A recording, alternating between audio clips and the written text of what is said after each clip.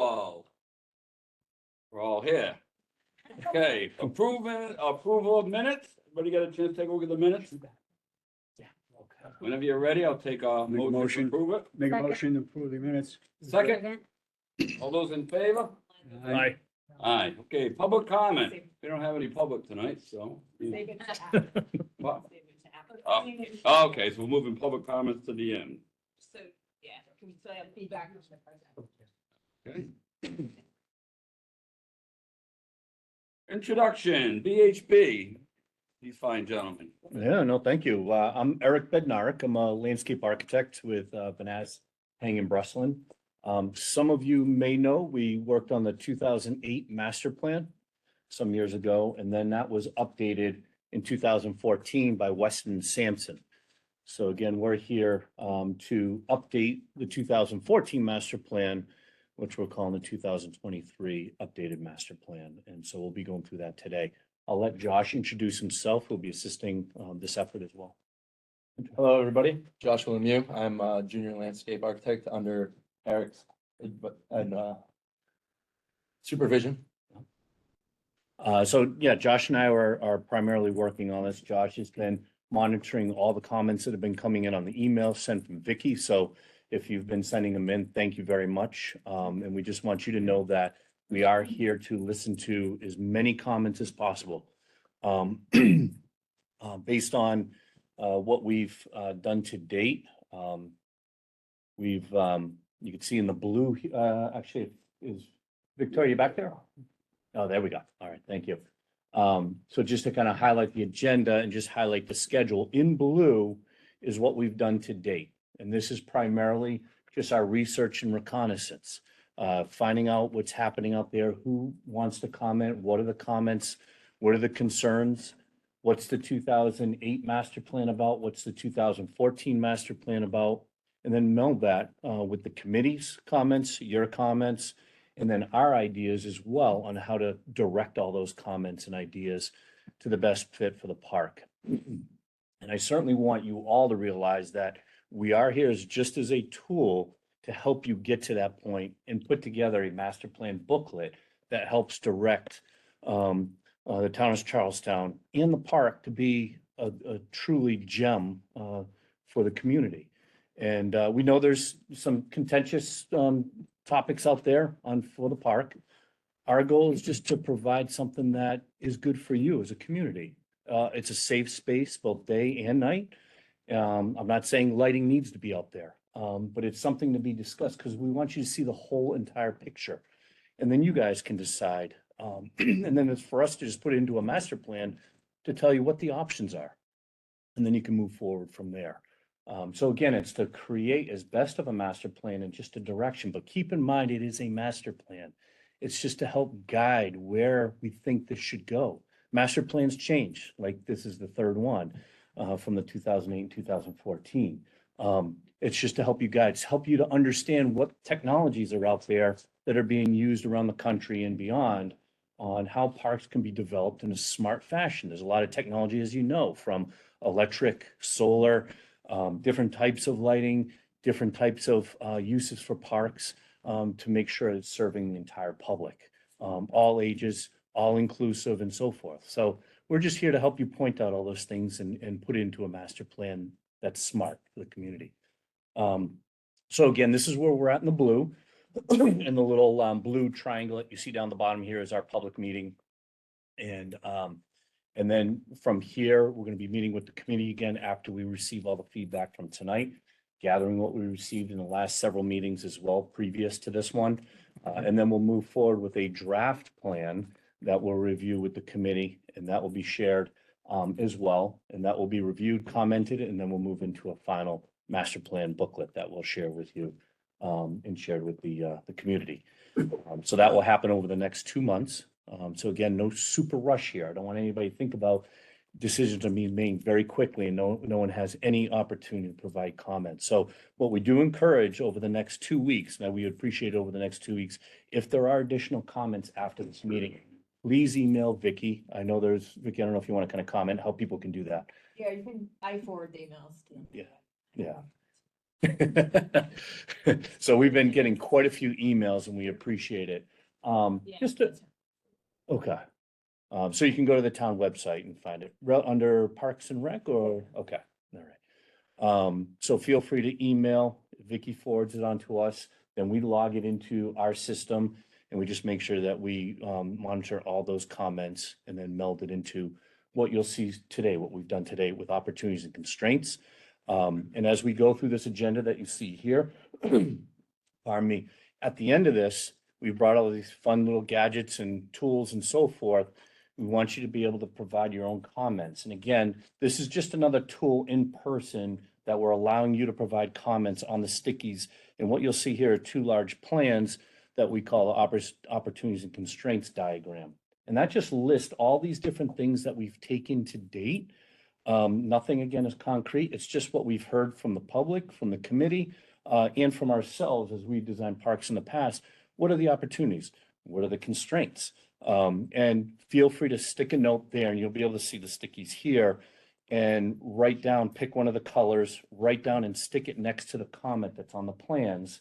And then we'll log all this. And again, this is just another tool. If you can't get to this or it's too busy, feel free to email Vicky after this meeting. And again, we'll log the comments as well. Just another tool. You'll also see some of these printouts. Some of these just have questions that we wanted to ask the public about certain things that we've learned over the last couple of weeks. And if you want to email us, answer any of the questions or put it on a sticky note, we'd appreciate that as well.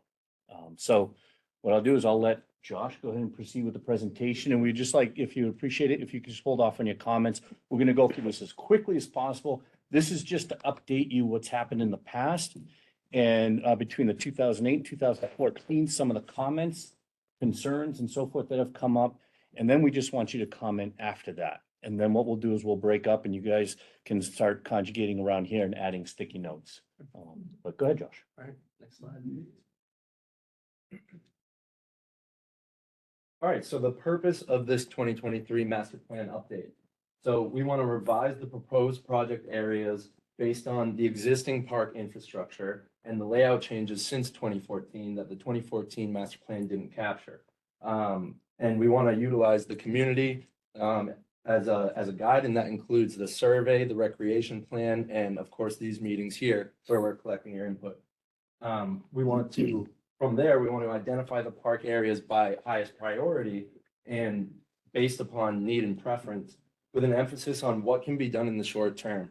So all master plans are phased out from the easiest low-hanging fruit to nail down soonest to the larger impacts to the site, which will be taken over and go through approval processes and such. And then we'll provide the guidance on the necessary steps to begin implementing the identified park elements that we see in the 2008 and the 2014, and any revisions that we see as necessary in the 2023 update. And just to add on to that second bullet point, Josh just kind of mentioned the phasing. We'll talk to the committee, but there's different ways. When you look at the old master plans, they had different areas that they blew up and they kind of said, here's improvements here, here's improvements there, and Josh will display these. So it can be phased out from a cost, because this is part of our scope as well, to provide cost analysis of how much this would cost to install, how the funding can come about. We're going to provide some recommendations to the committee as well on where funding can come from. So it's just not a booklet that's just out there. We want to try and make that as concrete as possible for the town to be able to move forward and make some improvements. We hate to see this just go to waste and nothing done. There's also another thing we talked about is like, what are the low hanging fruit? Like what can be done quickly, because sometimes it can take a while for funding. And we realize that, and, that can take, months to years to get funding for specific things. If there are some things that can be done with local funding or easier grants to obtain, we'd like to be able to provide that recommendation as well. So if it's like, say, well, you wanted to add a second playground to the park, that's not $1 million thing or millions. That's more of a couple $100,000 that could be easier fruit to grab and be able to install that, or any other elements that are within this master plan. Go ahead, Josh. Slide, please. Yeah. All right, so I know this might be hard to see, but we'll go into greater detail later. And when you guys come up and you can see them for yourself. Here we have the 2008 and the 2014, just going at a very high level. You have in the original 2008, you have the implementation of a performance space as well as a campground to facilitate the needs of this performance space. This allows the staff as well as RV parking and other resources to be stored here, as well as the overnight staff stay there. You have a new entry system and circulation system that hopefully will organize and make it clearer, easier to find the important elements of the park. You have an expanded athletics field, consolidated parking. I know this looks like additional parking as the site stands today, because I know you guys probably see this center piece as where the majority of the parking is, but this would be altered into a reinforced lawn area, which is a sustainability technique to remove permanent parking spaces and provide something that's more sustainable for the site, planted, vegetated, and better for the wildlife. So the permanent parking migrates up to the northwest section of the site around these daily uses, which is really important and keeps it so that you can still get to these while there's events going on and other elements of the park are being used. The bike course remains pretty much untouched, with the, reduction, with the implementation of reduced pavement, more reinforced lawn, additional amenities such as a skating rink, basketball court, and some other park utility spaces. And then you have the central pond area, and that is pretty much as it stands today, with improvements to circulation and the addition of a field there. Could you zoom out? And so now, and you can keep it here. Okay. Yeah, just so they can see the comparison. And now looking at the 2014, you can see there is an overall, what looks like an expansion of the performance space, but is actually a reduction of the performance space, because the way this space functions on the right here is it is a dual use. It's camping as well as performance. So instead of the performance and event space taking up this entire chunk of the park, you now have the camping and the performance relegated to just that northern tip. And then this is also enhanced with the use of vegetated berms, which can be used as an acoustic sound barrier to reduce the impact of the noises coming from events on the residents on the other side. And a lot of that can also be mitigated by proper setup of events and, angling speakers and everything away from the residents and projecting it into the park where, it'll be less of a nuisance. And then moving on, you still have a park on both of them. At the senior center, you have an alteration in the parking here rather than just all reinforced lawn. You have recycled asphalt parking, which could be really good because it's expensive to export pavement or, ground up asphalt. And so that can be reused within the site sustainably. You have the reduction of from the 2008 to 2014, reduction of the ball fields or the playing fields here, and the preservation of this open space, which we've heard is actually quite important to the community and well-like. And then you see the existing dog park, Frosty Drew, as well as the disc golf area, and both plans incorporate a circuit hiking and loop trail. Next slide, please, Eric. Now we'll go into, we went into pretty good detail here, but now you can see it a little bit better. Anything I might have missed here, the traffic circle to help circulation within the site and help moving during events and such. It'll help the circulation to continue moving while also providing access for the daily users.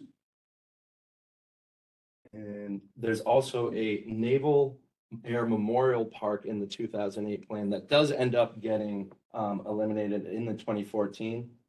And then overall improved circulation. Slide. And here you can see the 2014, that expanded Performing Arts Center, a simplified community center space where you have courts, you no longer have the Naval Museum, you have a larger building intended for indoor recreation uses and winter amenities. You have the sports complex pretty much where it is, with improvements to spectator amenities such as shade structures and seating. The preserved open space with additional parking for events at the bike course, as well as a utility space for the park management groups, the DPW and such.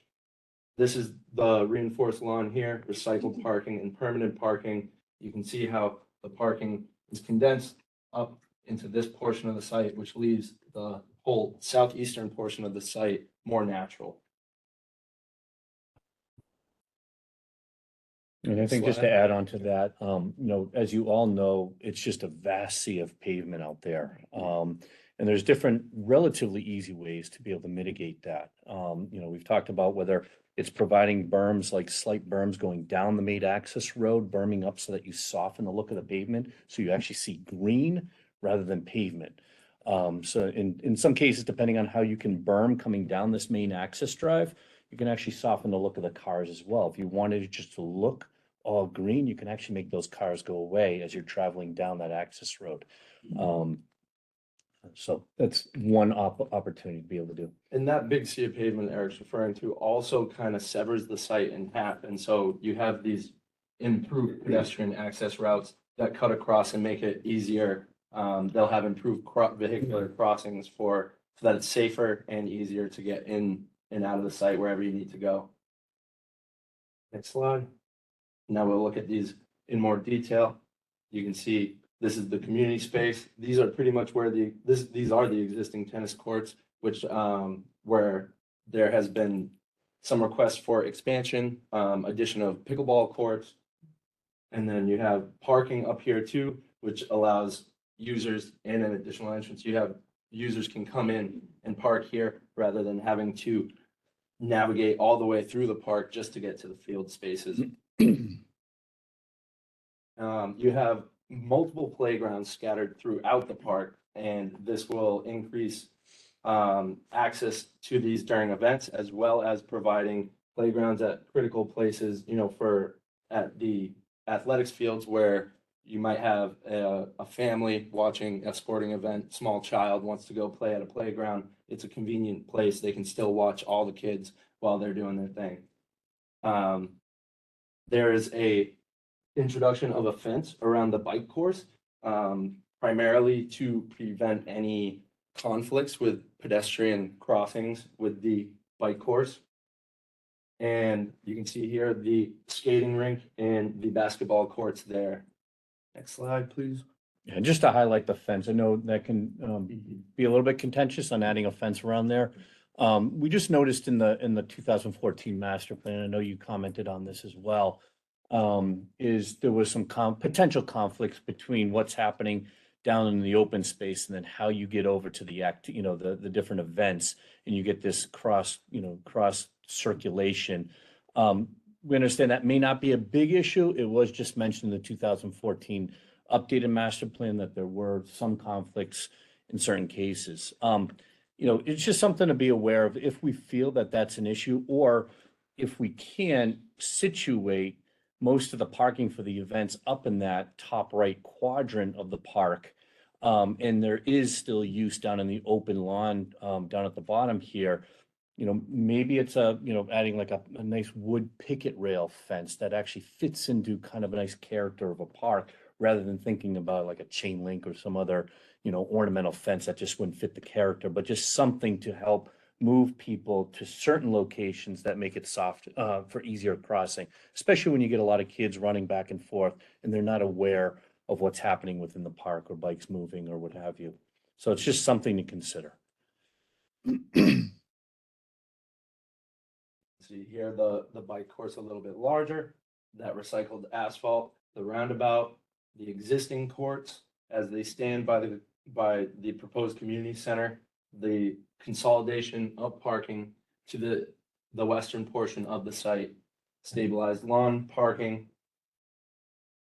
The utility storage area is here, and there might be better sites within the park that are better for utility, farther away from more of the active uses and, deeper within the park, less visible. And then the entire park just has better pedestrian circulation. Here you can see a pathway that travels around the bike course up to the community center, through the fields, and then connects into the central area, and then you can cross over and begin exploring the more wild side of the site. And the other thing we've also talked about is we have these various open spaces. If we think about what they call low impact development strategies, LID strategies, which is a sustainable treatment for how you handle stormwater. So again, with all the pavement areas here, there is grease that builds up, after all the different vehicles park here, thousands of cars over the year. How do we try and contain that? I know the environmental aspect is extremely important to this park and it should be. So long-term on how we, as Josh was talking about the parking, there's different ways to treat that parking surface from a material and then making it impervious to allow water to be able to infiltrate the ground. But then there's other ways to be able to capture that water in different, what they call bioswales. It's just channeling water into lightly depressed areas, whether it's lawn, whether there's plants in there, native plants. It helps to filter that water, clean it out, and then it infiltrates into the ground. And so there's these different areas, like you look where number 9 is up on the plan, where water can actually, be shifted into those and actually create depressed areas, which are called bioinfiltration areas. It's used for camping now. I'm sorry? 9 is used for camping.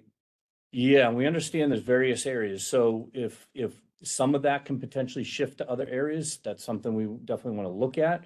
One thing if the performance area can adequately hold the different campers during that event and be able to minimize a lot of the camping here, which is closer as you get kind of, and you'll see a diagram of this where you kind of see as you split the park in half.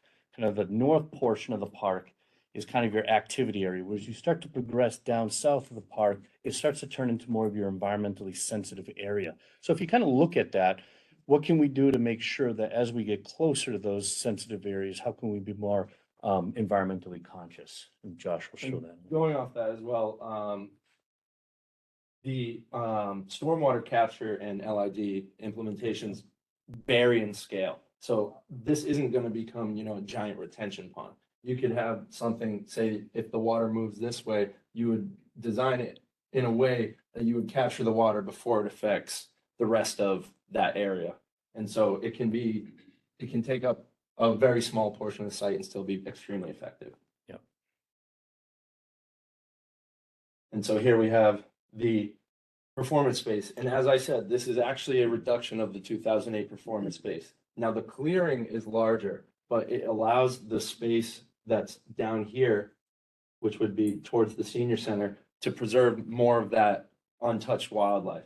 So even though you are clearing a larger area here with, reforestation efforts and new plantings and things like that, you can still preserve a lot of wildlife here and the overall impact to the site. Because as it stands right now, all of those events take place in the center of the park, which affects daily uses. It's real close to the refuge. And also it just impacts a larger footprint of the site as a whole. And so if you can consolidate it here, even an expansion on this would be an overall consolidation of the impact on the site that events have. So and then this is where you can see the acoustic screening with the vegetated berms which surround here, which works quite well for blocking out noise. RV parking is included in this area, so rather than impacting the western part of the site around where the bike course is and that nice open space, rather than parking RVs on that and impacting that poorly, we can keep that here. Wait to the end, please. Wait to. Is that where the rhythm root stages for the talk performance? Sorry, it's just a math question. So the rhythm and root stage is not shown on this right now. I can point it out later, but it's actually in the center of the site by the pond area. Yeah. Okay. It's hard to see. Yeah. So the rhythm and roots takes up this area here, and then the parking takes up this area, or the camping and such can take up this area. Point out the entrance, that people can identify from that. That's the Yeah. entrance. So you have the entrance here, you come in, and then rhythm and roots takes place there. The camping would be here. RV parking as well takes up this space here. So you can see the events impact this entire space. You have parking in here, you have parking over here, you have RV and camping here. And if you can just take this away from the refuge, from fish and game, from this nice open space here, you can leave all of this open for daily users and wildlife, and then move that up into this portion of the site. So the use of the, like Rhythm and Roots, the entertainment, they sever the site into two different sections. And that we talked about safety of circulation from the crit over to the other side of the park. When you have these activities going on, we understand also with the playground that's centrally located here where Ninigret Pond is, that's not as freely usable during the events. And so one of the thoughts is potentially relocating a second playground up towards the, as Josh mentions, the sport complex, as families have different ages, like myself, where I'll be watching my son playing football or soccer, and then my daughter is playing in the playgrounds. It makes it a little bit easier for families to be able to navigate that. What? Mhm. Sorry, because I was a little bit. Where? Yeah, on that map, where's Route 1A, where's Route 1, where is Foster Cove Pond, and where is Ninigret Pond? And where is Ninigret Wildlife Refuge? Because it looks like it's backed right up to the wildlife refuge. So you have the main road here. This is the entrance to the park. That's what, yep, this is where you have the sign. And then the refuge is below here. And then fish and game is all the way down here. So is Foster Cove, is Ninigret? Ninigret Pond, right here. Oh, Right? No, the big, it's down, it's off the map. It's off the map, So do we, way down the bottom. no, we don't have, okay. Yeah, it's what you see around here. That's closer to Route 1. Yes. correct. Correct. Yeah, that's on hold. Okay, so we're very close to wrapping this up, and then we'll open it up for public comment. All right, so some of those site-wide initiatives that we've already covered a little bit, that you don't really see reflected on the maps, but are included in the master plan for sure. Phase development, as we've hit on a little bit already, revenue opportunities within the park, fee structures for events and such. Reforestation, we want to preserve as much wildlife as we possibly can and enhance it if possible. Invasive vegetation removal is a big one that's going to impact the Little Ninny Pond, as well as the forested areas. Stormwater capture will also help preserve the existing wildlife and improve the quality of the pond.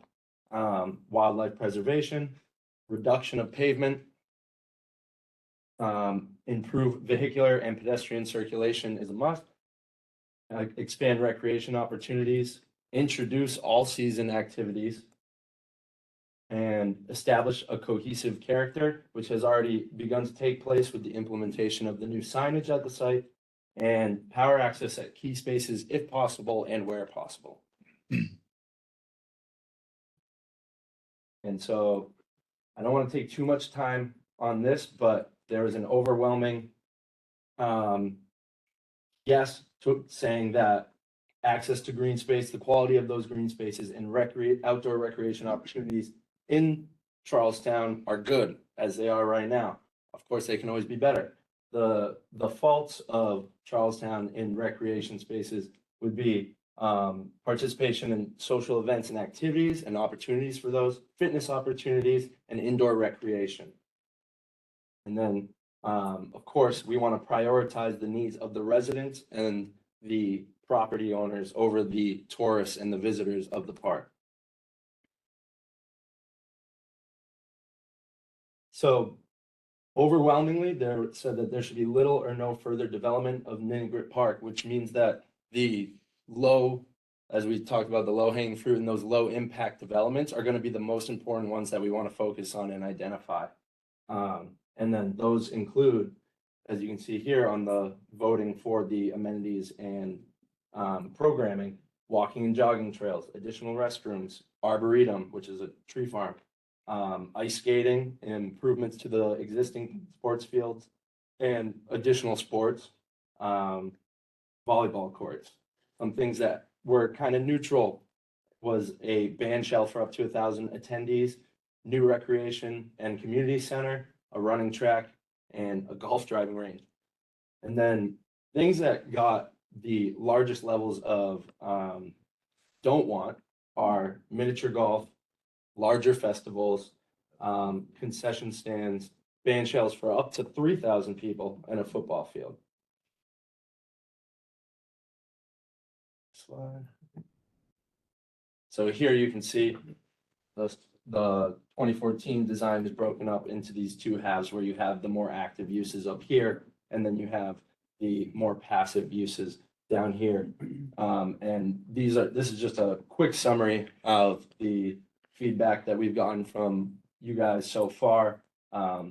We want to see a new entry, improved circulation, all season indoor rec center, improved athletic fields, the recycled asphalt, low impact strategies, proposed, oh, well, this is a big one. The proposed performance area cannot currently, as it is designed here, facilitate the size of the events that are currently taking place.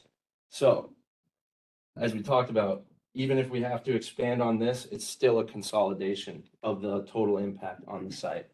We want to maintain open space. You guys are getting the troll structures that I don't know if you've heard about, but they're great sculptures, and those have been identified to go at the pond and within the forested area by the senior center. And then, of course, pond revitalization with those stormwater strategy, filtration, and invasive species removal. And just on number 7, the whole solar, that may have not been potentially necessary to be in this list, but it's just something we just wanted to bring to the attention. We know it's not part of zoning to be in this park, but it's something to just think about because there's a lot of benefits to solar energy depending on where the master plan goes. Solar energy obviously creates power. As you know, electrical vehicles become more readily available. If cars are parked here and someone has no electric, availability and they run out of electricity in the park, then how can they get out and so forth? And that can create a problem. So it's just these new initiatives that are coming into society to be able to accommodate these simple things, whether electric is brought into the park or solar energy. And solar energy, again, like Barnstable County Fairgrounds in Cape Cod. They're a big venue on Cape Cod where they do big festivals there as well. They just initiated and constructed quite a large solar panel field over their parking. That reduces the heat island effect, especially with a lot of pavement here. It also obviously provides shade for folks getting out of their cars. You can easily plug in, charge your cars where you're right there underneath the solar panels. If by chance lighting ever was incorporated to some very, very low level, you could do that as well, or utilize the energy for other lighting in key situations. And again, we're not promoting lighting. We just think if lighting were to be incorporated in very key areas and regulated for certain times, then solar energy can help with that as well. And I don't want to go too much into this. It's very detailed and they're here and we're going to have you guys interact with us and give us feedback on those directly. But this is some of the feedback on the existing conditions of the park that we've got so far.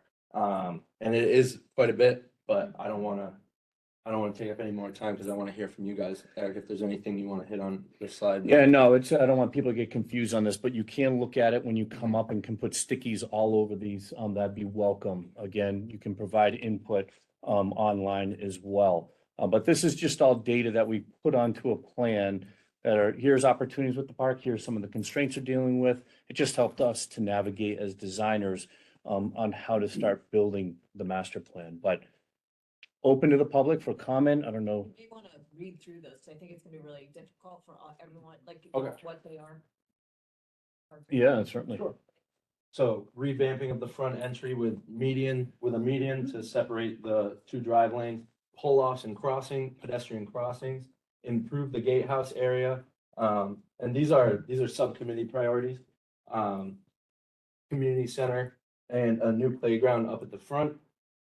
Tennis and pickleball, separate the two sports, remove the weird little bump out that is currently covered under there.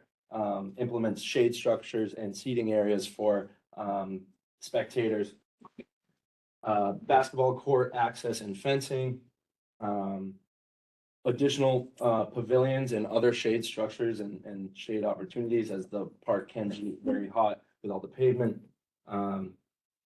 The Criterion bike course, we have mentioned that it could be reorganized, but we've heard you want to preserve the open space down here. But maybe expanding the bike course or adding to it so that you could have a, full 1 mile loop as it is up 0.9 of a mile at this, as it stands right now. And then define the edge as the 2014 master plan does with the fencing. We've heard that a unified command post for event security would be beneficial, as well as an improved memorial area when you come in, so it's more recognizable, has more reverence. Potentially a skate park within that utilizes the currently paved areas and takes advantage of an already paved area for a paved use. And then the implementation of expanded hiking trails that are clearly labeled, and the addition of the troll installations as well, which we showed you before. We've heard there's safety concerns over by the senior center, and we have been thinking of some ideas for how to get there safely and how to navigate around there safely, such as reflectors rather than lighting, so that it doesn't impact Frosty Drew, but you can still find the way down there.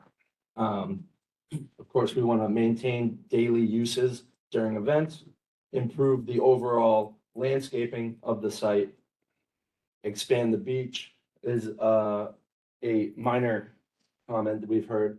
24/7 restroom with running water if possible, cohesive wayfinding and signage. You go down to the multi-use path one there. Down here. Expand the multi-use path, and make it more recognizable and safer to use. And then disc golf seems to be fairly functional as it stands, so we don't want to impact it too much. We want to keep it as it is, and then And improve its quality. I Yeah, know that was a quality, of comment course. as well. Oh, and new playgrounds. Susan? Yeah, I just think it would be really important to make this slide available on the town website so that people Okay. can see all of these different items that you've mentioned. And I guess I'm asking for clarification that the agenda makes reference to options 1, 2, and 3 and concept review. Are we there yet? Is this in place of that, or where do we stand with respect to that? That was actually a previous agenda we sent out before we had the structure of this presentation for you guys. We're going to be developing concepts over the next 2 weeks because this is our final leg of the input stage. And with that input, we'll start to develop the concepts from there. One more reason I think that this particular slide needs to be available for people to see so that Sure. they can comment intelligently. Okay. Yeah. But On the memorandum of understanding that has been recently signed by the town and agreed to with the U.S. Fish and Wildlife Service, and you guys are aware of that, Yes. and the particulars of it. Yes. Okay, so there's a vegetative plan to be placed and started to the lower south western part of the map there. You got the cursor there? Okay. Down here. Now, what we had talked about with Fish and Wildlife Service is they were to remove some of that vegetation there and plant better vegetation. Now, going out about 30 feet from where that A is, into that field there. They were gonna put do some planting. Now, moving easterly to the critter, I call it the critter. Where the critter is, there's the asphalt there, just to the inside there, that whole strip. In here, this one right here, No, to the left. this one here. Yeah. Yep. They were in agreement to remove that asphalt. Don't mess with the bike path. What they're gonna do is that they wanted to plant more vegetation there as a buffer zone, a noise barrier, considering the events that take place just above that. They were to go all the way across that vegetation area, right? To your right, Over here. down, yeah, that down more, all in that area there is they were gonna remove all of that asphalt. That's what they wanted to do when we discussed the MOU, and then they were gonna plant more vegetation. Now, going to the northern part of your map. And then also in the center of the crit. They wanted to, and then up north there, the other loop right there. What they wanted to do is to get rid of all of that asphalt if they could. And they wanted to plant some more trees and stuff and vegetation to improve that area, to sort of improve their noise barrier, to buffer their areas. Now, if you go up all the way up to the north, the bend in that road there to the top of them, right there, there's a parking area. Now, right just across from that into the wood line, there's a path, a trail now. It's called the Paul E. Goulding Trail. And it parallels the road that goes in all the way up to 1A, to the wood line. And then it takes a left on the wood line. Can you highlight that? Yeah. Back down, starting at that parking area. That's like a little parking area now for the trailhead. Right there's the trailhead. Goes all the way along, down, takes a left, crosses, goes straight across the roadway, right down to the wood line there, all the way across, and it does not affect the fields at all. I'd stop right there. Then it takes a hard south direction.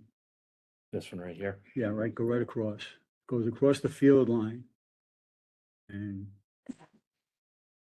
then it goes, takes a right where fields, we say the yes in fields, nope, go Nope. back up. See fields, Right here. right there. It takes a right there, comes all the way down in the tree line.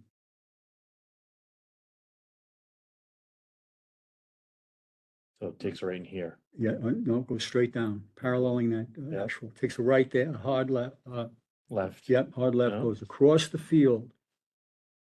Keep on going. Now where the L is, yep, right across. No, hold on, don't get Yeah. ahead of yourself. Now, on the P and asphalt there, where it says remove asphalt, Mhm. there's that big tree sticking right out right there. That tree is there, goes right in there. Goes straight across, straight across, straight Up on across. an angle, Yeah, or straight across, yeah. on that's the E, now the E, and remove up to the corner of the parking lot. Or the parking lot to the observatory, to the right. all over here. Goes right up, no, back up. It Mhm. goes in an angle diagonally to the upper corner. There you go. Crosses there, goes down the roadway. Take a right now, hard right, This way. yeah, and then into the tree line. Up, back up. Goes all the way across parallel to the roadway. It continues on up to the dog area. And eventually, hopefully, we can get get the Army Corps out of there and continue that whole loop and join back up where we started from. Mhm. That's an existing trail. That's called, right there, it stops at the bend. See the Here, way, this right there, bend it here. stops right there Yeah. because I can't go in with the Army Corps in there. Now, eventually, what I'd like to do is to loop it all the way around and go right back up to the square one.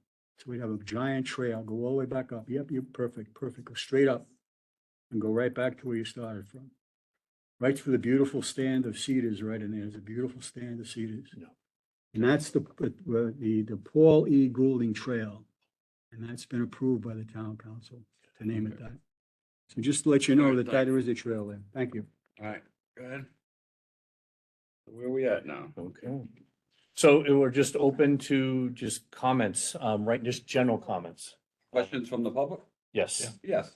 Okay, from, let's see, we'll start right over here in the If back. you could stand up, because then we can catch it on the mic. Yeah. Question for the architectural and design. You've been on this, do I understand, since 2008? So we, Josh and myself started this process about, close to 3 months ago now, Oh, okay. or 2 months. About 2 months, 2 months, yeah. 2 months. So the original 2008 design we're talking about, that was done by another firm? That was done by us, but that obviously kind of went dormant and done by Okay. different people. Yeah, Say 2008 is when you start. our company, yes. How much money are we into it as of now? I have no idea what that contract was for. That was well before my time. Your current contract, how is that being, is the contract a fixed price or a cost plus or Just a fixed price. fixed price? Yeah. Do you know what that price is? Was it 32? 32,000. 32,000 Until when? until, I'm sorry. When does it end? Oh, well, based on the schedule, this December. And then it goes out for bid, for an open bid? Not necessarily, to open bid. It's basically the town takes this as a map on how they want to proceed with various elements of park improvements. So you can tackle one phase or another, depending on what type of grants are available. And then you can piecemeal or go by certain phases. So Has any pre-construction design and engineering been incorporated into the No. first phase? No. No. Any environmental impact with pre-existing environmental conditions from the original airbase? So there's been various different studies that are going on by Army Corps of Engineers, and other Fish and Wildlife as well.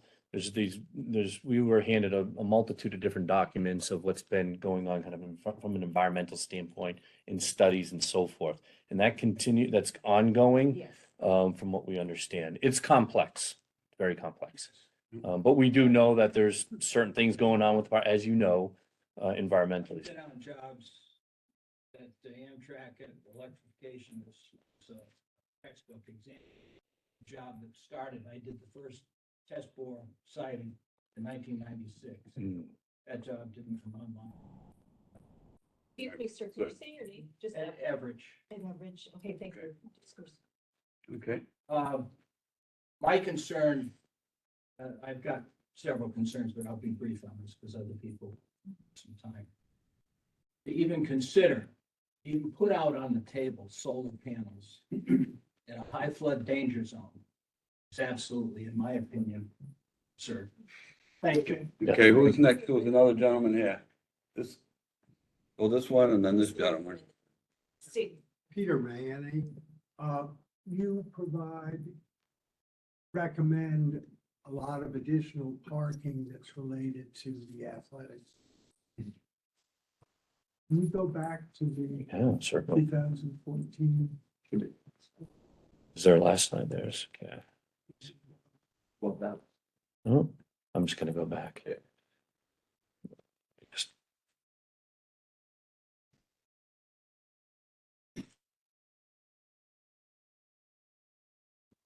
Yes, and you recommend a new entrance to a parking lot. This one right here. How many spaces in that lot? It's a good question. We'd have to verify that. Okay, let's just deal with area. You've got that as new parking for the SPOs. And if you go down, so that piece there, you put a red circle around that guy. This one here? Yeah, Okay. and you go down. Crescent Bay there, all. Hmm. Okay. Just roughly, say 350 square feet per space. And what is total square footage? I mean, let's have a rough count. What I'm getting at is that I don't think you've done any analysis of what the parking demand is now, because the parking now is scattered, as you know, all over the macadam space. And my gut feeling as a transportation planner who's worked with your firm, your Boston firm for the last 30 years, is that your great asset is transportation planning, at least from my experience. And I think you've overshot what's really needed in the way of parking. And I suggest that you remove, let's call the top one A, which I think is an excellent idea, because it gets a separate access point off of 1A. Yep. It can operate independently of all the other activities. And given the need for those fields, people can come and go very easily. I bet you that will be enough. Okay, and I think we ought to focus on just what you've shown in terms of reuse of the areas and the idea of pedestrian walkways that are vegetated and clearly marked is fine. I think you can forget your berm idea. Just from a cost standpoint, there are plenty ways of making the parking interesting to look at when it's not being used by cars. Right. Leave it at that. Yeah. Okay, thank you. Very good comments. Thank you. This gentleman, My name is Ryan O'Connor, and I just have a couple of questions to get some clarification. First of all, CRIP, this is the bike path? That's what it is? That's The- the racing track. The bike track. criterion, they just call it quick one. Okay, two of the commissioners are saying that they're very interested in seeing the Ninigret Pond water quality cleaned up. We're talking about Little Ninny, or we're talking about? Little Little nitty, nitty. little nitty for the kids. Trying to figure out how to do it. How to clean up for the kids. Him and then this lady back there. Tim, you got people behind you also. Sorry. Yeah, right. Leo, you're. My name is Leo Manelli. I live on Timber Trail in Charlestown. And I was gonna start off. Sunset Drive. You've been shot. Sunset Drive. Okay. Oh, Okay. I was gonna start off talking about the survey, but you did cover it pretty well, so thank you for that, Josh. I just want to remind people that that survey was put together by a big team, and time and time and time was spent wordsmithing that survey so that its accuracy, in my mind, is unquestionable. And I want to remind you that 91% of the people like the park the way that it is and don't want a lot more activity. And in further questions that were very specific about a pavilion and the size of the pavilion, 70 or 73% in two different questions said they don't want that. So it's clear that the people don't want that. That's a survey of 2,100 people in town, not 41 people who are in this room. So my point is,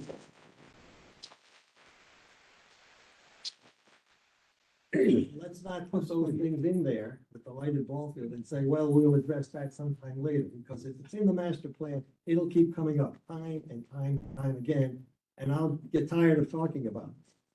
But just to go on from there, I think all of you are doing a good job, and the openness that I see and the public participation is really good, and you're gonna keep that up right through the end of December. I would ask the question about the MOU with Fish and Wildlife, because the MOU, which I've read, specifically said that we can't do anything with our property that is inconsistent with the mission of Fish and Wildlife and that adjacent property. Now, I'm not a stargazer, but I've heard of a lot of people and from a lot of people who use the new telescope that Frosty drew, and we don't want to do anything that interferes with the operation and utilization of that telescope.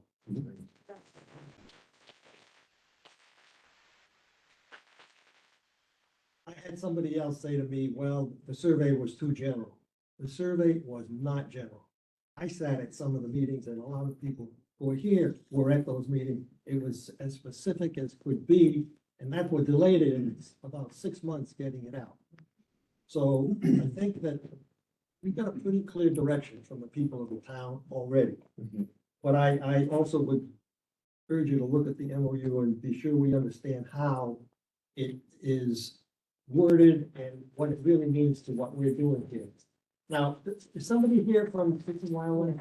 I am here. You are Carrie? Okay, hi.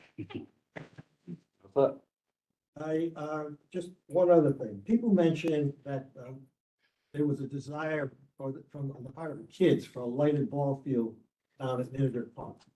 And I really think that that presents a teachable moment. Because I have 4 kids and 8 grandkids and tons of friends, and I've been to more soccer games and lacrosse games and basketball games than I can count. I think today kids understand the benefit having wildlife preserve next door and what we need to do for dark skies and bird migration and the 15 to 20 million birds who come through here every spring and fall. You don't see them because it's mostly at night. Mhm. So I think that even the kids will understand the decisions that we make here when you put it in the context of climate change and preserving what we have for them. Because as Jody Mitchell said in that song, you don't realize what you lost till it's gone. And we start making changes there that are irreparable. Nobody's going to reverse the changes, Mhm. ever. So let's be very careful with what we go forward with in the master plan. Absolutely. Thank you. Lady, you addressed one of the issues. I don't know. Kind of when it. Expansion opinion, and taking a look at that survey. Like 69%, 73% people in town didn't want it, and then we presented, keep hearing about a performance space. So first, my question is, how big is a performance space? Well, one thing I want to say first is that this is a 2014 design, and that's a 2021 survey, so there's a bit of a gap there. And that's why you guys are seeing a lot of conflicts here with the survey, because our job is to revise this plan to fit the needs of the 2021 survey better, so that this will align more with the ideas that we're talking about. Now, this performing arts space is about, I think, 20 acres. How many seats fit into that? It's not a formal performance space. It would be an open space, much like how they use the current open space at Little Ninny Pond. It would be an open space where they would bring in their own temporary infrastructure and then move it out when it's gone, when the event leaves. They bring in their own chairs. Well, however the event's set up, how they do now.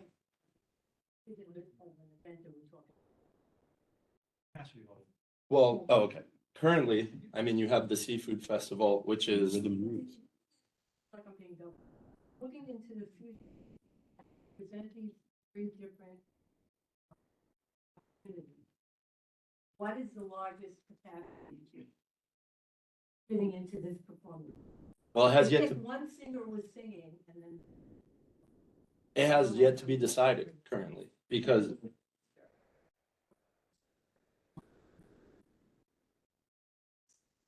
the decision has not been made yet, because we haven't revised this 2014 plan yet. When it was revised, when it was planned, how many people were gonna fit there? Yeah, well, what's the current, what is It's that meant to rhythm and facilitate rotate? the current events, which are 5,000 to what, 25,000 people? 25. The current plan right now is simply to move the existing rhythm and roots. Right. To that location. That's have it. We don't have 25,000. another place, another concert, another event that's even come forward. It's simply moving rhythm and roots into that location. Seafood festival, In the seafood. that's it. My concern is that we will have space, once the events. Well, I know James Taylor could decide to come to the event space. I don't know what Page One looked like this summer, when people were trying to get into the seafood festival. It was backed up. Almost near where the new clam shack is. The people trying to get into the entire highway, backed up. Okay, and then my next question is, where did the camp? Is that being on the third? Aren't there enough spots in Burlingame, or do they? The camping that we're talking about now is strictly the camping that is used now by the rhythm and roots people for their help and their vendors, and the same thing with the seafood festival. We're not looking for any additional camping or any public camping. Because something about accommodating the. But that's the campers that come now for rhythm and roots. That help. Would not be allowed. That's not. No. So part of this open space, Staff camping. Yeah. Okay, let me finish up with Attendees. Sarah, we had her hand up. Hi, Sarah Fletcher, and thank you. You took away half of what I was gonna say. So it'll be shorter. But, one of the things that I looked into was, like, what would it cost? You know, because we haven't really talked about money.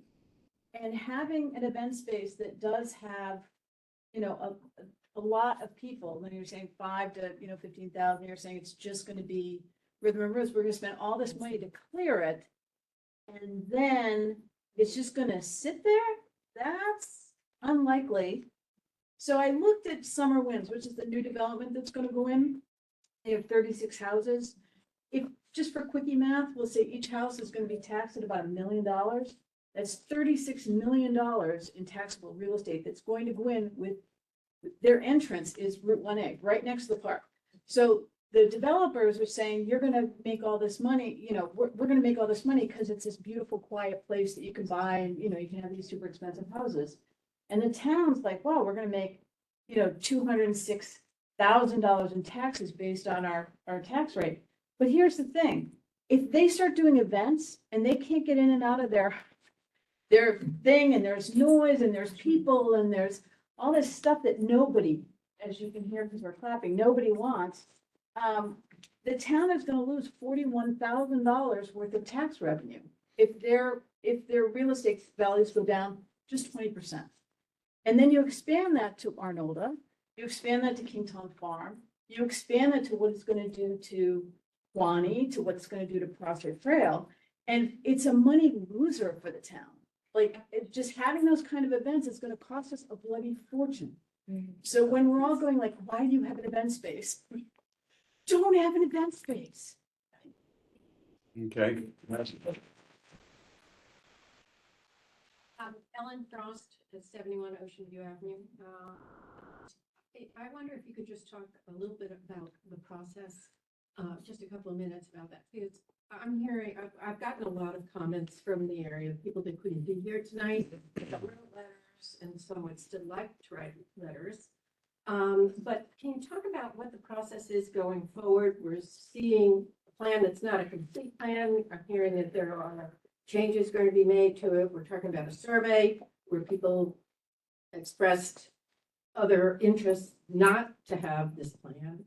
So what is the process for hearing from the public going forward, and when plans will be finalized? You want to tell me next 2 steps? yeah, certainly. So the next step, so this is the primary public meeting to receive as much comment and have you be able to come in person. Over the next 2 weeks, we'd like to be able to encourage the public to continue to provide feedback based on this meeting here. And then what we're going to be doing is meeting with the committee again to go over a draft layout of what the improvements could be for the park based on all this feedback that we've been gathering, including tonight over the last month or so. That draft plan will get reviewed by the committee, and then there'll be additional opportunities for comment, which you see. So the end of November, approximately a month from now, we'd like to have a draft plan developed that's updating this 2014 master plan into the 2023 master plan. And then that will get reviewed, comments will come back, and then mid-December or so is when the final master plan will be issued. So that's the actual booklet. It's just not necessarily the plan. It's the documentation of phasing strategies, the funding resources that you can go after grants. It'll provide direction on different elements from a low-hanging fruit, if you want to call it, what are small impacts that you can do immediately for the park. Cost estimates as well. Cost estimates, yep. So it's, again, a booklet that provides all the background of what we've done for research, what are all the comments. So again, it's really, again, the master plan is not just saying you need to do this. It's saying, here's the feedback that we received. These are the concerns about the park. Here are different implementation strategies about the park based on those concerns and based on opportunities to sustain the park. So keep in mind, this is a park, it takes revenue to keep it going, keep it safe, keep it attractive. So those are things that we want to help the committee to be able to understand how to maintain revenue over time, to keep it up and maintain to an attractive park. Is this the last public meeting? This is the last public meeting, yes. Hi, everybody. Sally. Trying to ask before about if you drive the park to us, because I think and see successful events here that lay out really nicely. A lot of the organization and money that goes into it is based on the current infrastructure, so I'm not in favor of performance or moving things up to the north corner, or if you were gonna propose it, it would be really wise to sit down with the organizers of those events and maybe discuss how they would fit, because especially Rhythm and Roots, I know it brought a lot of traffic, it brings a ton of money, a lot of people into this town. That happens like once a year, which I think is really critical. A couple other comments on just some of the things you mentioned is that, you know, things like ice skating rinks and basketball, you know, I just question the use, and are they gonna get used enough to spend the money? And is the town going to have a sustainable budget to afford having ongoing events to make the money? So even if you charge to skate or be a member, I just sort of question if we have enough people in this town during the winter to really use it. Because there's enough resources within 15 to 20 minutes from here that people tend to use. This town's pretty quiet in the winter, as I now know. Lastly, I'm all in favor of expanding bike trails, wildlife. I just think the park is really precious the way it is. I rode my bike all around it the other day, and I'd rather put the money into fixing some of those trails and fixing the vegetation and fixing the pond and the wildlife area, which has got trails that are half finished. And, you know, I'd rather put the money into what we have and just make it.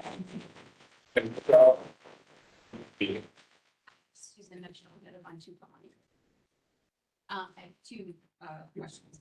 One, I feel like the impetus behind making it a park would be an economic development, kind of drawing more businesses to Charlestown, maybe creating more opportunities for businesses to make money.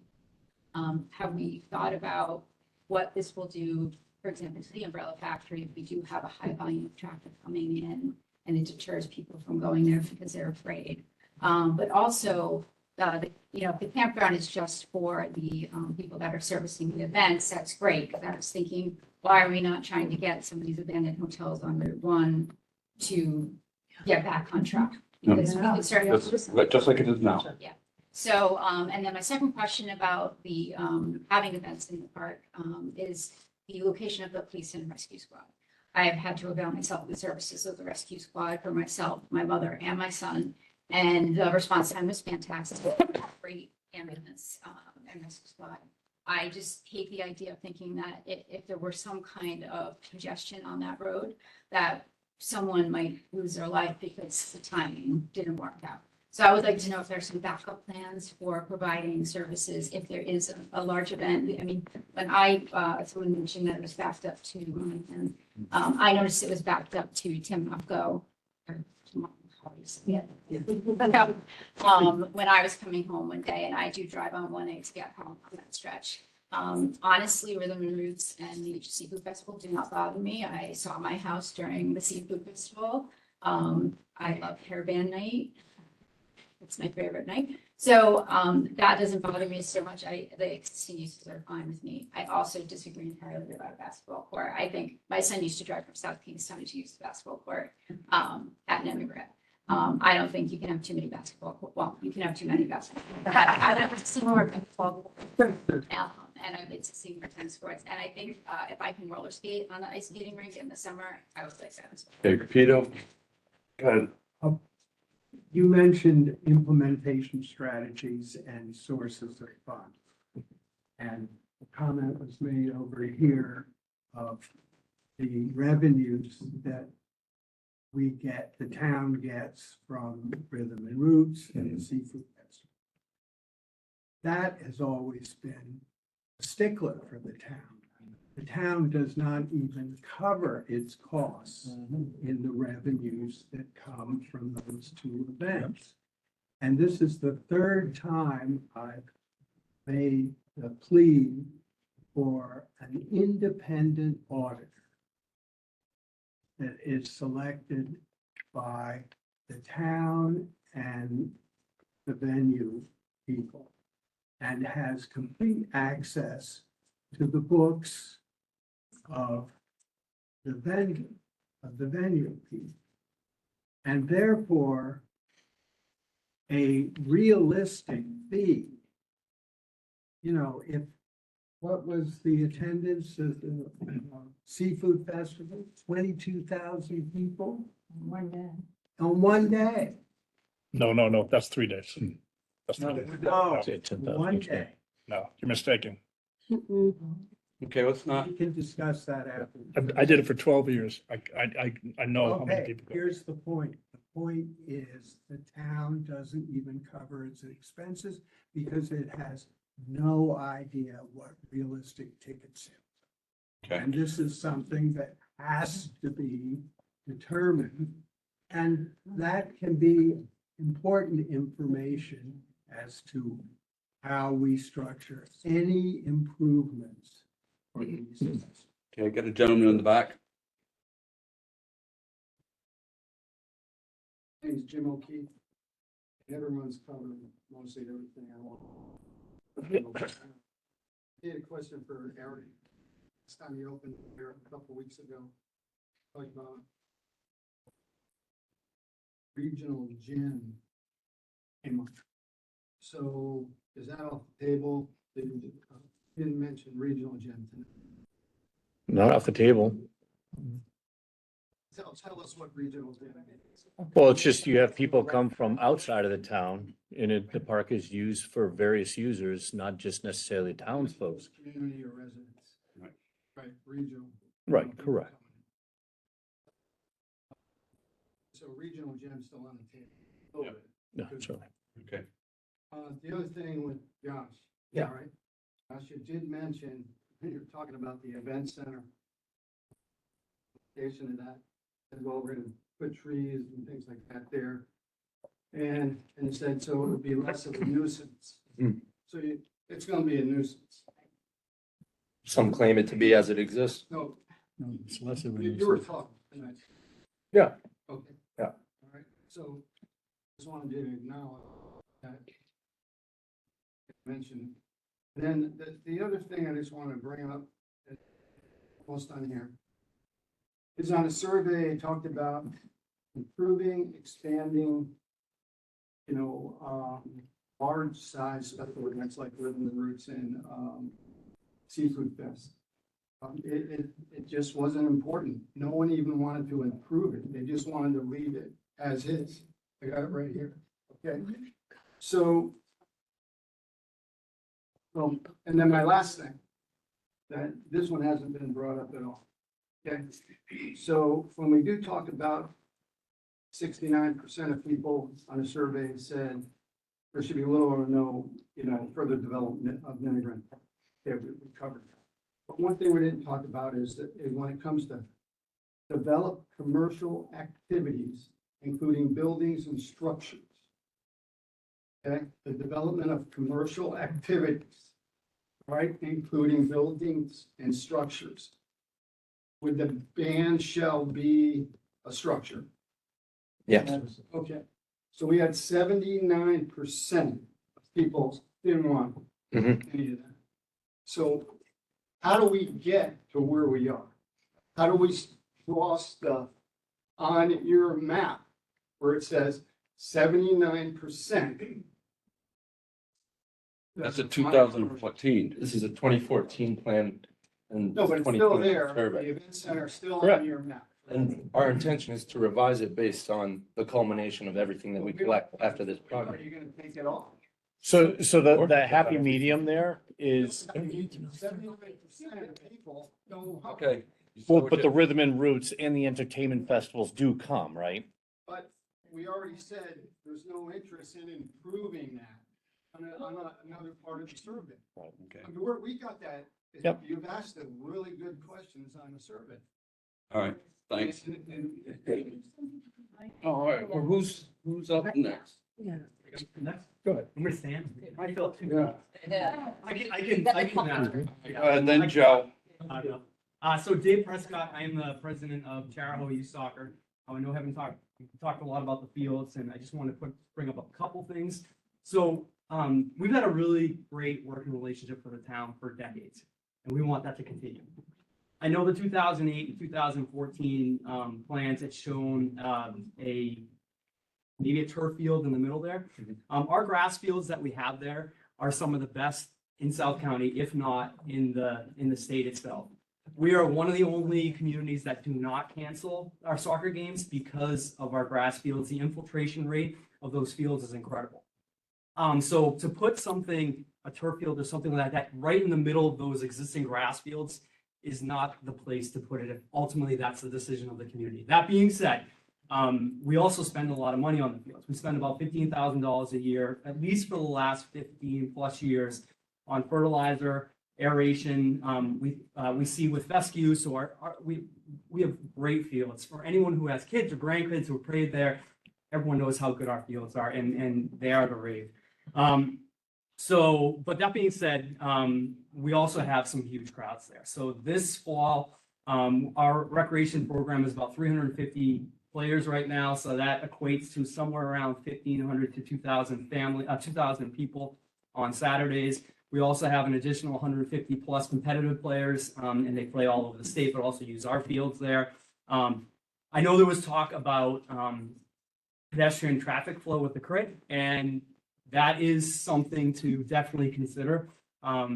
When they have a race going on and we have practices, games, or whatnot, it is not safe. So they're moving at a very, very high speed, and we're not faulting anyone. That's just how it is. But that being said, a better pedestrian traffic flow to get to the fields would be really great. I don't know if fencing is the answer, but some sort of better flow. So to get to those fields would be good. Let's see here. The other thing too is I want to mention about the field. So in the fall, we have about 10 plus fields there that we have to put together, that we get set up and paint and whatnot. In the spring, it's about 6. And we have to rotate those fields basically on an annual basis, just because of wear and tear. So to have something permanent in there, I'm saying whether or not it's a turf field or bleachers or something like that, that can't be easily moved, doesn't make sense. Soccer families are very used to taking their camp chair there or their blankets and picnics and coming and watching the games. I know for the Seaside Classic, they bring in some benches and stuff, but I don't think it'd be worthwhile to put something permanent there, not only from a mowing perspective, but also we would not be able to rotate our fields how we would need to do that. Let's see what else I say. Oh, one last thing. I do have one. One last thing would be, I think you had mentioned shade trees. Yes, absolutely.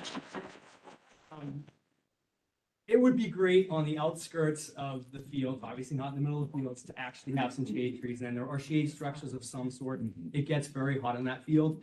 And that's why I also think that any pavement you can remove where it's not utilized, that would be a good thing. I know you were mentioning, he's still here.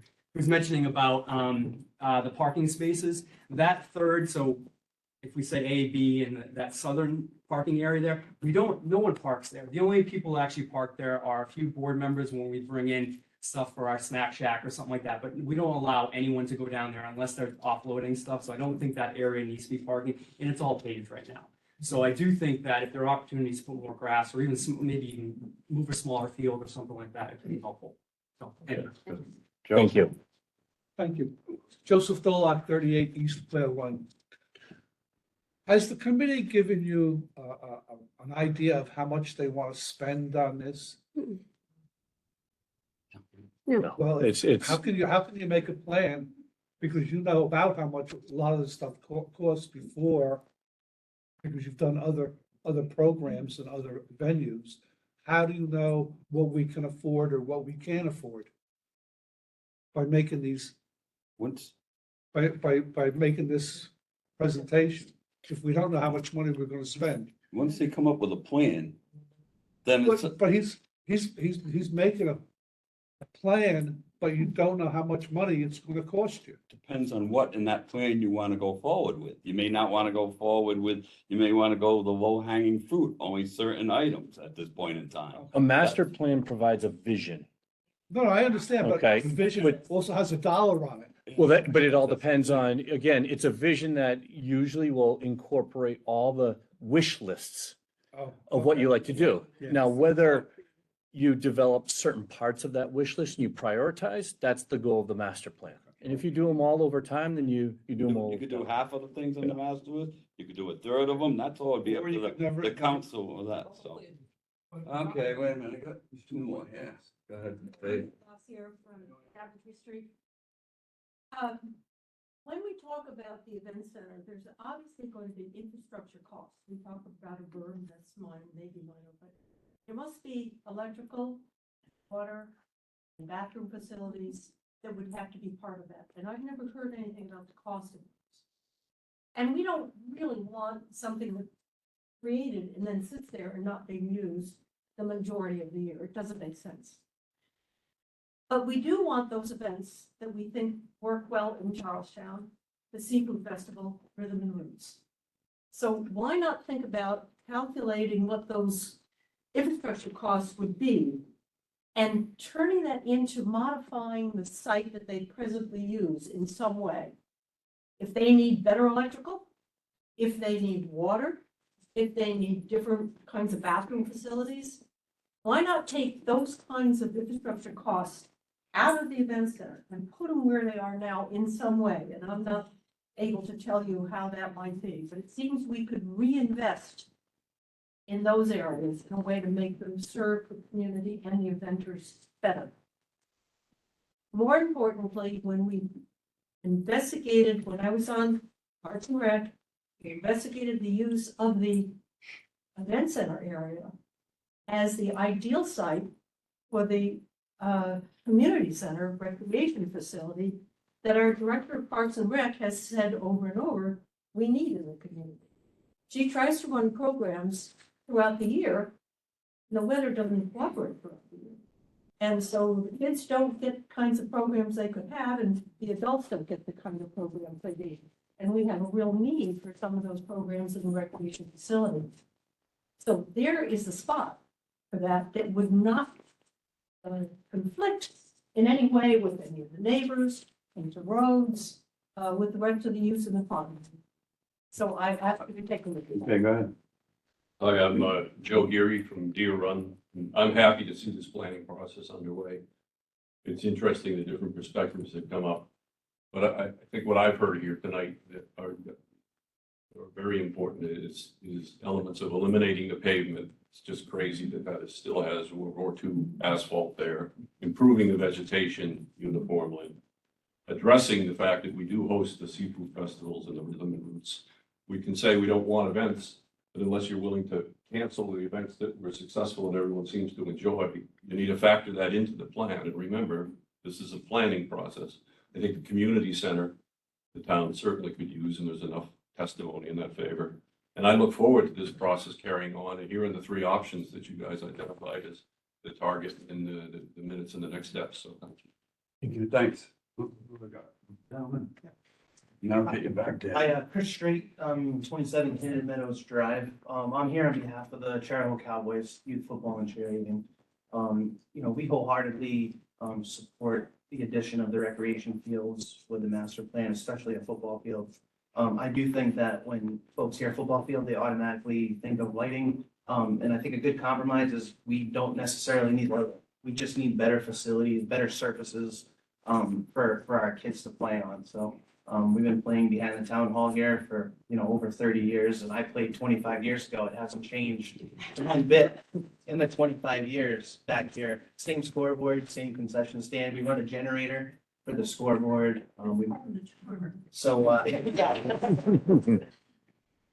Is it inadequate? It's inadequate. We have inadequate parking. We have a big problem with parking here. On game day parking. Generator runs, you can't hear the announcer, you can't hear the coaches trying to talk to the kids during the game because it's so loud. We have to run multiple generators during the game. And it's worked for us. We're thankful for the support of the town, but it definitely can be improved for sure. So, but again, not saying that we need lighting, over at the field, but if we can get, a football field over at the park, I think there'll be a lot of happy. Hey, go ahead. Thank you. This is a lot of stuff being said. When you're talking about a skate park, you're talking about ice or skateboard type. Both were considered. So wasn't there a nice? Tried one, yeah. It was a man-made one. Yeah. What? And last meeting, I mentioned solar system trail on walking trail in conjunction with Steve. Just. I wasn't. I think they picked up on the solar. Yeah. We talked about Solar system, yeah. no solar. Right, you want to finish up? Yeah. Mary wants to speak, Okay. but the superintendent wants to take Our it. process. Go ahead. Bob from the Refuge. I just had a question on process. You mentioned that this is the last public meeting, but you mentioned that there'll be time for review and comment. Is it public review and comment or is it just committee review and comment? Yeah, so primarily so we'd like to, over the next 2 weeks, receive any additional comments from the public. Whether it's emailed in or, just emailed in would be the appropriate way to communicate that. And then beyond that, that's when we start doing the draft plan.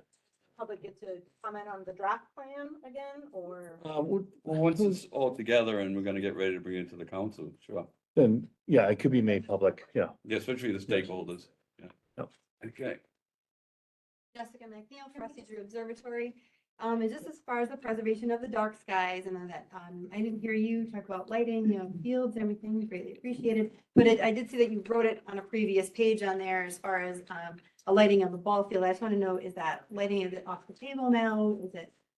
It seems like it's strongly not considered. Yeah, I mean, I don't. And I think from the master plan standpoint, we will mention it as there's opportunities for lighting from a dark sky compliant, but it's absolutely critical that Frosty Drew maintains its unique aspect of the park.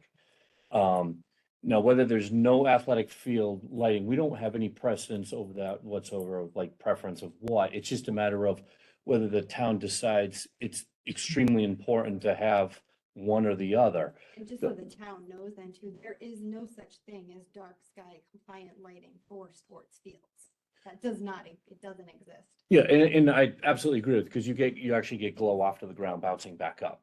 But the other aspect of it is if there's a community center and there's parking, and depending on how that overall use happens. So if you have people coming all throughout the winter, all the different seasons, and they come at nighttime to use that recreational center, do we provide, or the town provides, some type of low-level lighting to create a safe parking lot for that? So. Safe out there, but I see where. Yeah, but I think the key thing we'll mention in the master plan is, again, the critical aspect of how Frosty Drew works and operates, and that's critical.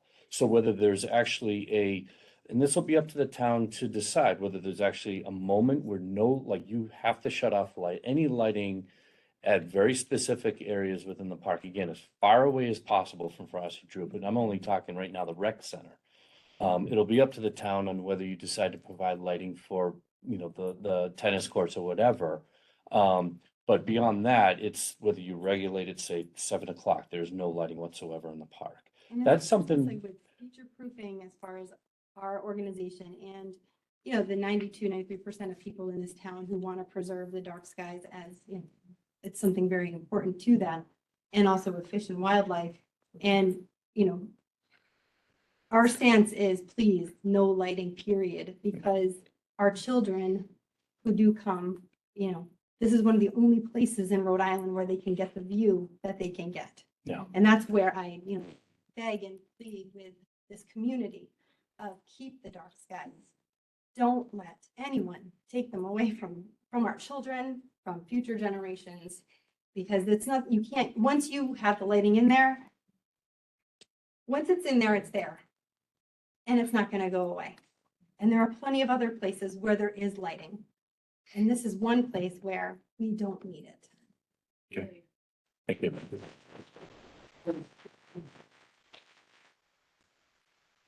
I'm a member of the town council. I'm here this evening just as liaison to Parks and Recreation. I'm not here to opine at all on any particular issues, but I can speak to process and Harry's question. The agenda tonight advertised 3 options being presented as part of the public meeting. That did not occur. So I think there has to be another public meeting at which those options are. It can. Not really Take everyone two more wants questions. to So talk about they take two maybe more more questions, they can move on. But it's really not possible to effectively respond if we don't know what you're going to propose. Right. I got one more, but then we're gonna get moving on. Ruth? Oh, you two. Who's first? You and Ruth?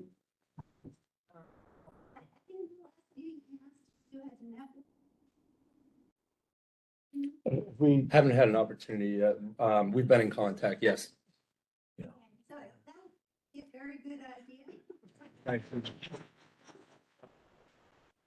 Okay. Definitely. Oh, no, absolutely. We've been coordinating with her to get a meeting set up. Absolutely. Just one thing, explaining their defense. Like Carrie shared with me that she has been difficult to reach in the last. Exactly, you have to be understanding. I'll meet with everybody. Okay. But it kind of. But it's just so important, because that does impact.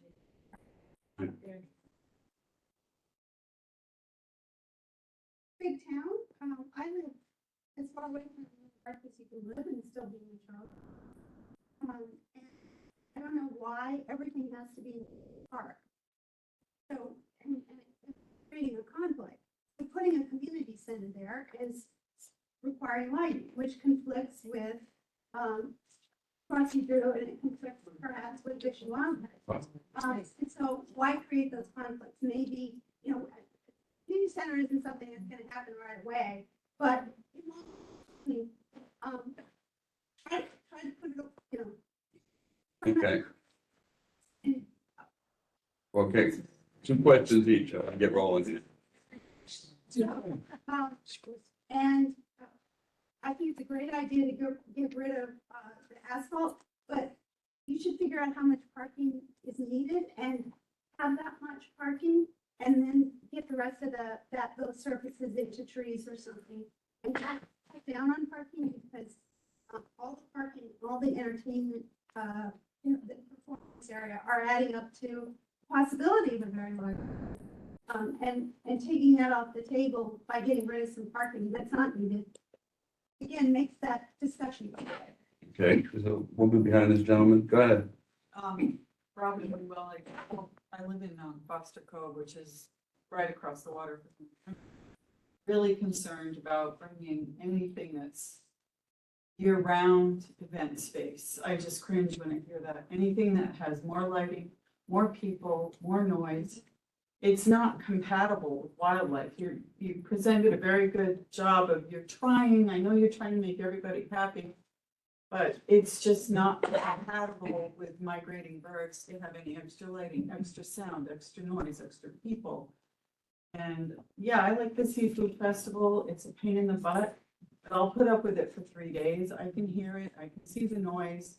Same with Rhythm and Roots, but please, no more. We don't need to do any more.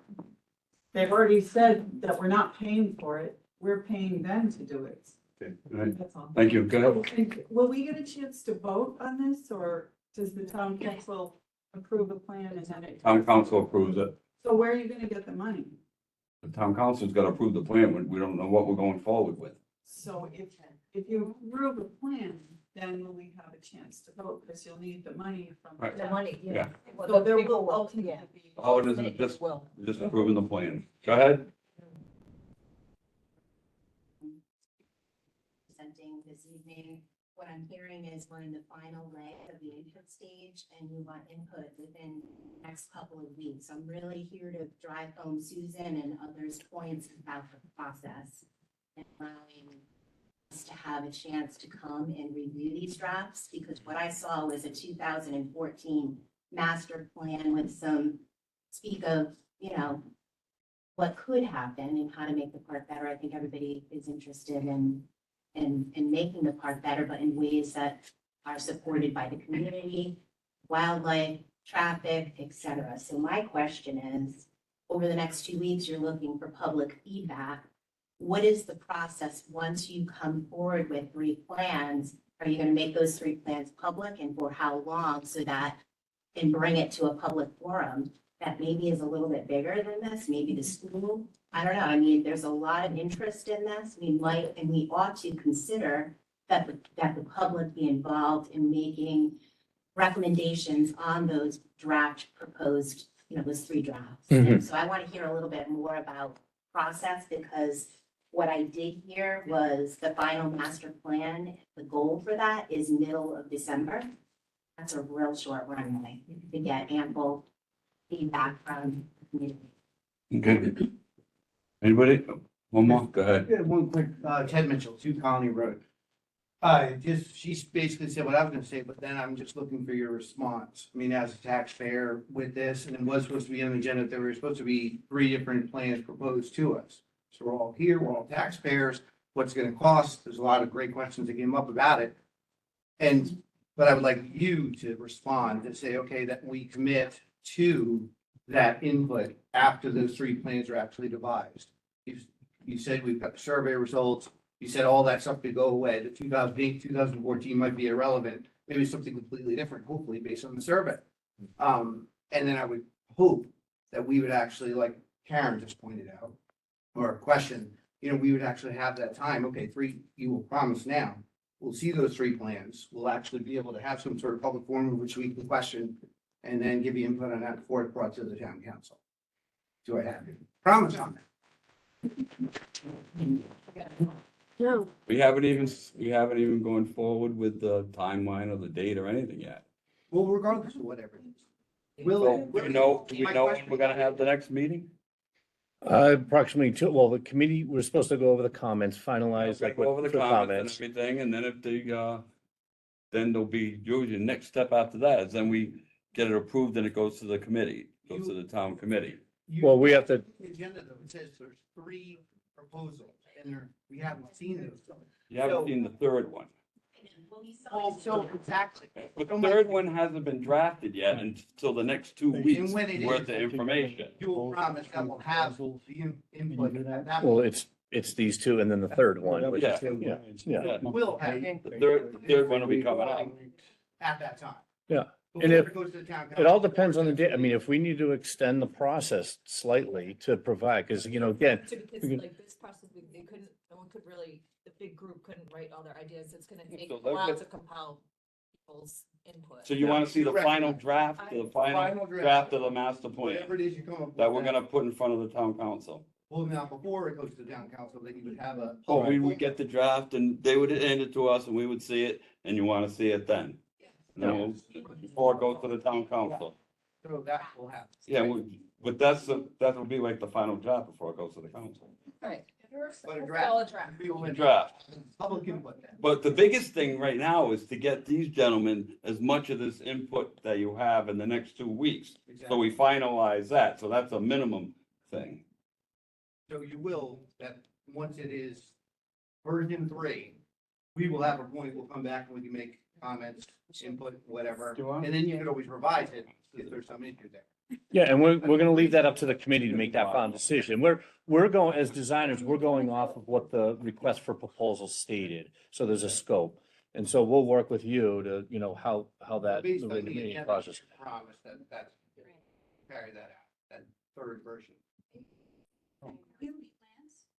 Well, it's the 2008, 2014, and then it's the 2023 draft Plan that we're draft gonna, plan. that we're gonna get. Yeah. 2008, 2014, then that 2 And then that is misleading to the agenda. So all I'm asking you is carry out in your agenda that when that comes out, we will have that public forum, kind of like we have now.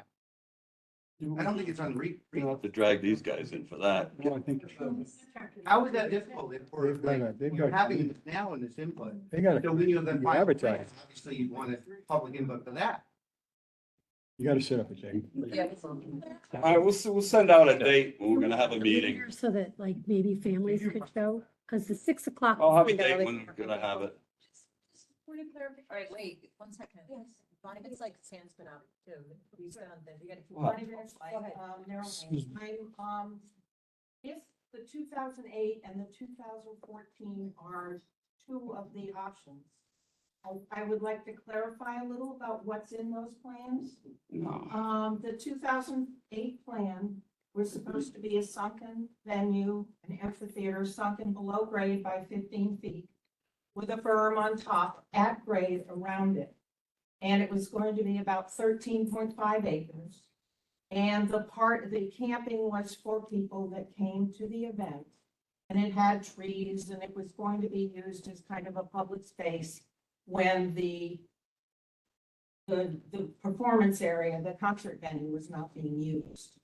So I think, that it wasn't just an area, it was an area with a specific design. And I think we need to make that clear. Then in the 2014 plan, there was parking. It was listed in Appendix A, and it was 8 acres north of Little Mini Pond. And then the performance area was, the 19 acres was performance area.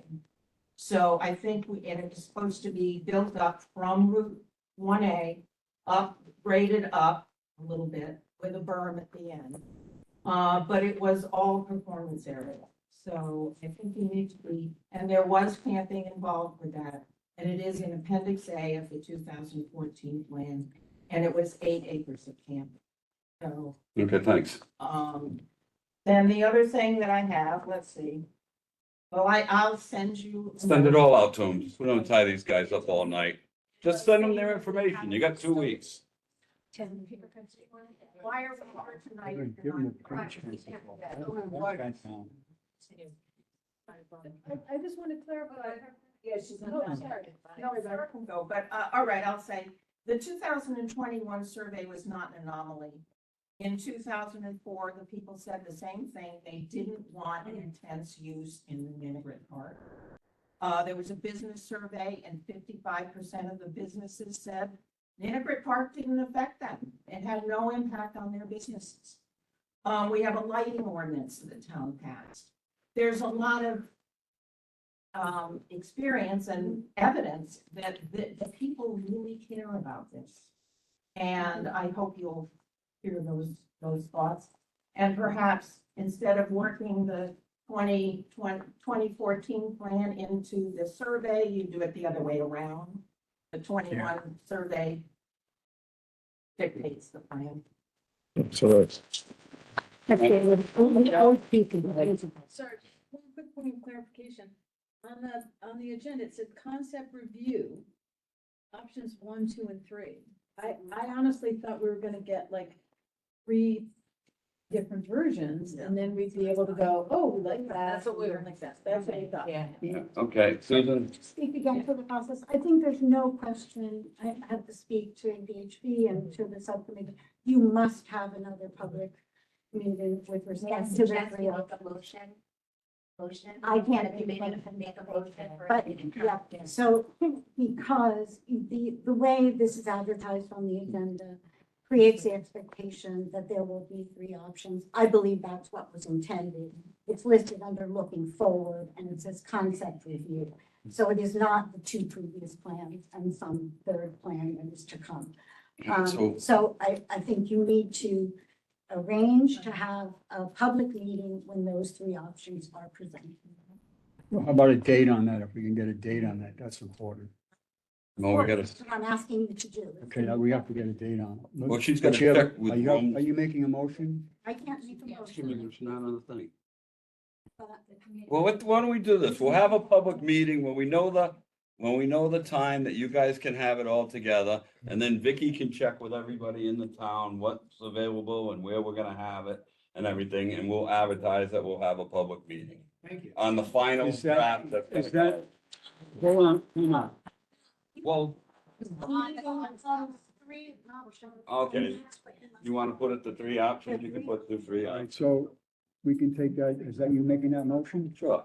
All right, so Tim made the motion, Second it? seconded, all those in favor? Aye. Aye, Okay, we'll have a meeting. it's carried, we're gonna have the meeting. Oh, question over there, Bonnie. The Bonnie, meeting needs to be at 7 o'clock when families can be here. 6 o'clock, we're still working. It's too hard. It's ridiculous. The interest that the U.S. Fish and Wildlife has, and the fact that their property was awarded to them for a wildlife refuge, and also to the EPA, which was then incorporated into the wildlife refuge. Then the property was given to Charlestown, and then they were allowed to buy 55 acres. But all that property was supposed to be managed, not inconsistent with the wildlife refuge. And at the meeting on October 17th, and I'll let Carrie speak for herself, but she says permanent lighting in Ninigret Park is not compatible with the wildlife refuge. And the Ninigret Park is the whole thing. So anyway, that's what. you all set? You guys, so just one last comment. If you do and want to add sticky notes, we will hang out for another 20 minutes or so. If you did want to add any comments or just take the opportunity to review this, more than happy to. And how would folks get messages to Parks and Rec then in the next 2 weeks? I'm the Parks and Rec Director. My email's on the website. It's bhilton@charlestownri.gov. I mean, it's right on the website. And- Right in the child's website. And what you do is you forward it to us. Yeah, I forward it to them. And then she forwards the emails to us. I forward it to the consultant. Right. Okay, you guys good? Well, good. Thank Make a you. motion to adjourn. Second. Second. Aye. Aye. It has to be later though.